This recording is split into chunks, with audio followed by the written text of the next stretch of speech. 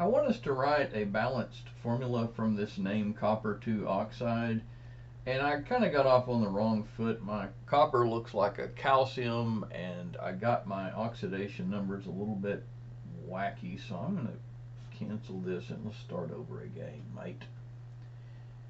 The chemical symbol for copper is big C little u.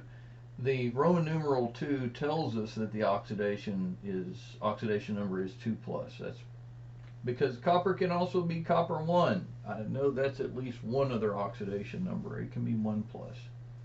If we see the word oxide, that just literally means oxygen.